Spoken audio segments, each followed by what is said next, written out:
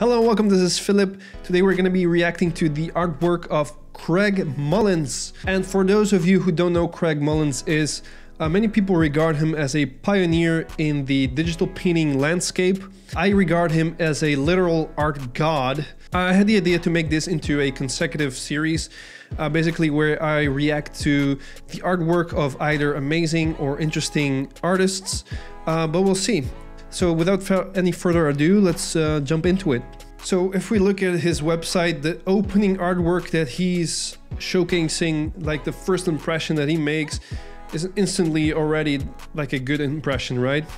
He's opening with the artwork that is grandiose, it's big, it's high volume, there's a lot of things going on, but it's super clear and the dispersion of detail is super well controlled, I must say.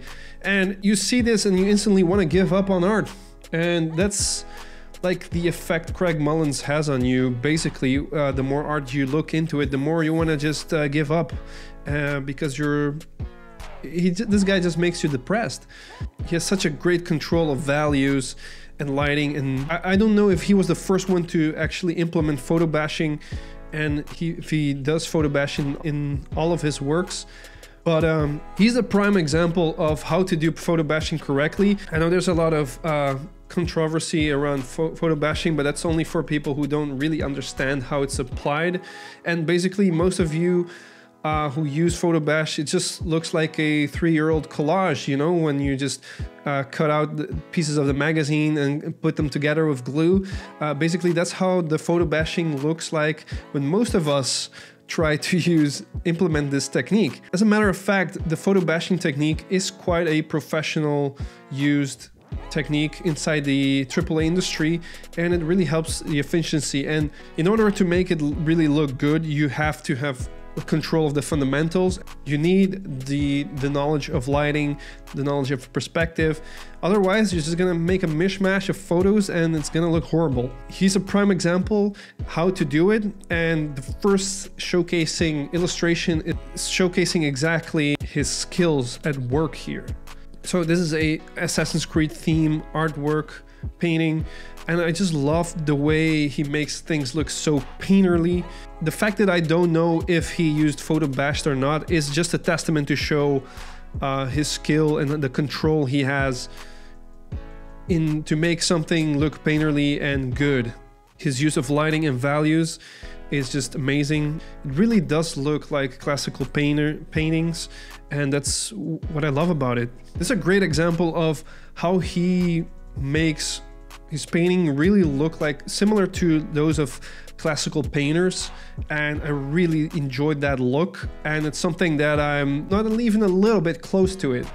I mean, this guy, as much as I am inspired by this guy, I feel like kind of a resentment towards this guy, because goddamn, man, this is the look, the painterly look I will not achieve. Maybe not in a long time, at least. The more you look into it, guys, I know, we just want to do this. Fuck it, I give up. I give up on art. The more we look into his work, the more that we, well, feel like ending our art career. That shouldn't actually be the case. Of course, I'm just joking around. We must be inspired by other people's artwork, and Craig Mullins is the only guy that makes me depressed, and that's the reality of it. This is a great painting because there's so much going on, there's so much detail, yet he makes it so clear, visible, readable, I should say. And the way he does that is to distribute the details and navigating your eyes to what is important. Places where, like areas around the painting where it's super cluttered and there's a lot of detail, things get a little bit more blurry, the detail is less. There's less contrast. There's more contrast and more detail in the areas of the focal points, the points where you really want to look at. Farther the distance, the more the atmospheric perspective comes into place, and that makes it so there's a lot of depth and clarity into the painting. It makes it really visible. It's that classical feeling of ah, this feels good on my eyeballs. And he does that so perfectly. This looks basically like a hybrid of a photo and classical painting at once. And I'm not sure if he used photo bashing, but I know he is kind of famous for really using that early on. I wouldn't be surprised if he did here, but even though his paintings look so painterly, I must say, it's so painterly. I will use that word a lot in this video, painterly, painterly, painterly, because that's like his superpower. I think this is a very good example of how he showcases his extreme skill. And if you look really closely, for example, at the areas of the umbrella, you can really see like this very rough brush strokes, and it seemingly looks simple, not in a technical way, but in at first glance, when you see these brush strokes, you think, oh, that looks kind of simple, right? But don't be fooled, because nothing is random. No brush stroke here is random. Everything is meticulously done here. There's one thing you can do and try out is like zoom out a little bit of the picture, or try to squint with your eyes a little bit, or just take a step back and zoom out, and you'll see that this image looks perfect. It looks perfect, almost like a photo. It's because every brush stroke has been calculated to make it look perfect once you zoom out. That's another showcase of how extremely dangerous this guy is.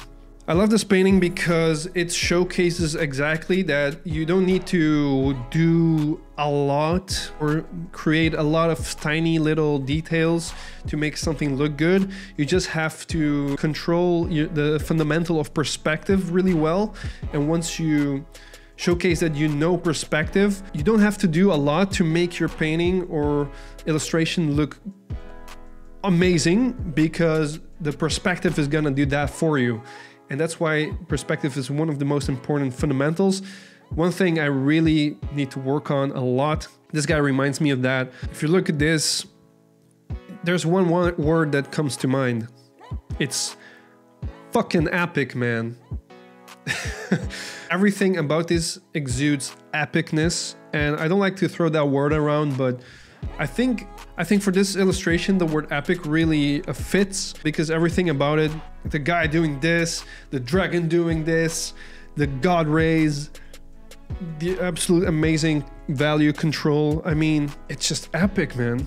I think this piece is a good example once again to show like that something that looks seemingly simple with very rough brush strokes can really be deceiving, because this takes quite the skill to use brush strokes like this and still manage to look completely perfect once you zoom out a little bit. One thing I really love is that this painting has a lot of like desaturated tones, and then within these desaturated tones he brings like that little smidge of super saturated magenta or red inside the Cyclops eye. And that's something I'm completely stealing. I try to steal this idea a lot into my own paintings, because I think it looks amazing. Like 90% is desaturated, and then you bring in a little smidget of saturation, like Salt Bay, you know, the Salt Bay, adding a little bit of saturation in there. Looks amazing, looks phenomenal. I steal this 100% and I add it to my art. I really love this one because it doesn't really, it's not showing a lot of things, or it's not super big or complicated, but still it's giving a lot of impact. It's still kind of dramatic, just by the way he's adding the colors and the lighting, the way that he's using the values. Here's a prime example of like something I will not be able to do as well, not nearly as well as he does.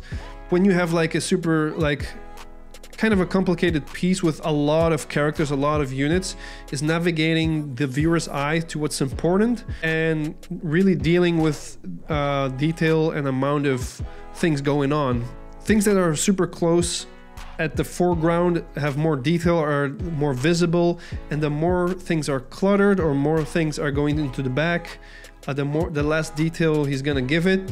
And pushes it with more atmospheric perspective, and stuff like that really helps you navigate the eye and make things a lot more readable. And this is the reason why also his paintings look amazing. And also his brushwork, the way he makes things look painterly and detailed, basically everything. On every kind of art front, he's amazing, okay? I want to marry this guy, okay? I said it. What else do you want me to say? Guys, I think I could endlessly look at his artwork, but I guess you get the point already. You can look at his website yourself. It's goodbrush.com. You can be amazed or be depressed, whatever you want. I choose to be depressed. Nonetheless, I really enjoyed looking at his artwork to be inspired and to learn new things and see what I can get from his artwork. That's what I love doing when I look at other examples of good artists. This is gonna be it for now, guys.